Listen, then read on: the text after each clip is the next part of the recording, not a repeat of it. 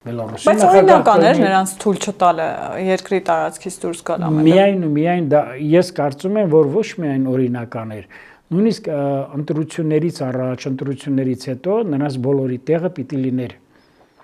քրեակատարողական հիմնարկը, նրանք ազատությունը պիտի տեսնեն ընդամենը ճաշադռնակներով։ Քրեակատարողական հիմնարկում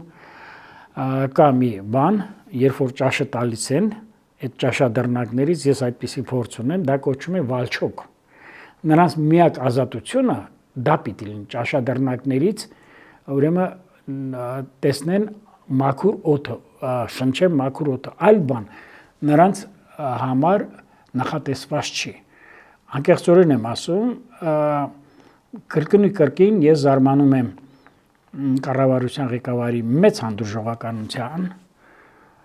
ներողամտության, տոլերանտ լինելու, ինդալժենտ լինելու եւ ուրեմն համբերատարության վրա։ Բայց սա խնդրի այլ կողմն է։ Կարծում եմ Սահմանադրական դատարանը ունի իր գործառույթները եւ կսպասենք դրան եւ կարծում եմ ինչքան էլ փորձեն ցեխ շպրտեն, լուտանք շպրտեն, հիմա էլ ասում են կենտրոնական տրական հանձնաժողովը Վահագն Հովակիմյանն է թվերը նկարել եւ այլը, իրենք տեսեք Ռոբերտ Քոչարյանը կամ